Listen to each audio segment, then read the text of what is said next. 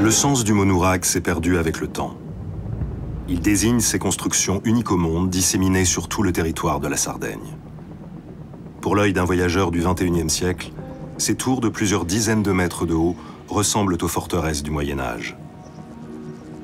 Pourtant, elles ont été érigées au début du deuxième millénaire avant Jésus-Christ, soit plus de 2500 ans avant nos châteaux forts, à une époque qu'on appelle l'âge du bronze. Malgré leur nombre, les nourags sont longtemps restés des édifices énigmatiques, construits par un peuple mystérieux. Il a fallu attendre le milieu du XXe siècle pour que la science s'intéresse à cette civilisation et que les archéologues développent son étude. Giovanni Liliu est le plus connu d'entre eux. Il est considéré aujourd'hui comme le père de l'archéologie nouragique. Jeune chercheur natif du village de Baroumini, en se promenant dans la campagne, il devine la présence d'un nourag, enseveli sous une colline proche de là. Avec l'aide d'une quarantaine d'ouvriers, il met au jour un immense complexe nouragique, qu'il date entre 1500 et 1200 ans avant notre ère.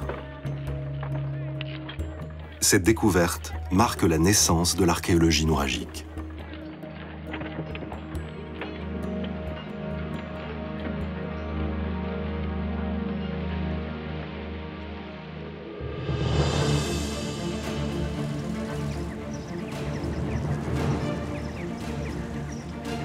Dans le nord-ouest de la Sardaigne, d'anciens volcans aujourd'hui éteints entourent d'immenses plaines fertiles.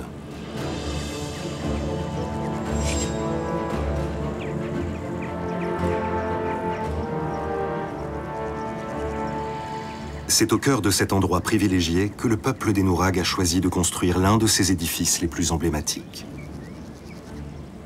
Bâti en 1600 avant notre ère, le nourag de Santu Antine est considéré comme l'un des joyaux de l'histoire nouragique.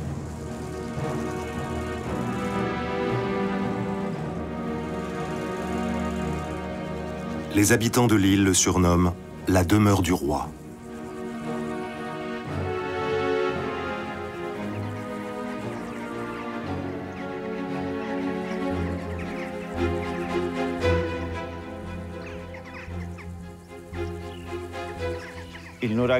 Le nourag Santu Antine, si on s'intéresse à l'archéologie de la Sardaigne, et plus particulièrement à la protohistoire, est un monument qu'il est nécessaire d'étudier.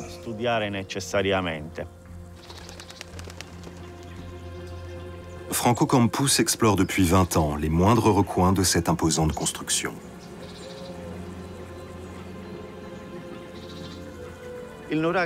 En planimétrie, le nourag Santu Antine est un triangle presque équilatéral dont chaque côté mesure 43 mètres.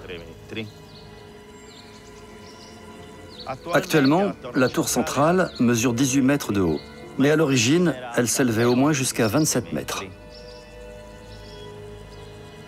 La hauteur d'origine de ce nourag est stupéfiante. Elle correspond aujourd'hui à celle d'un immeuble de 9 étages.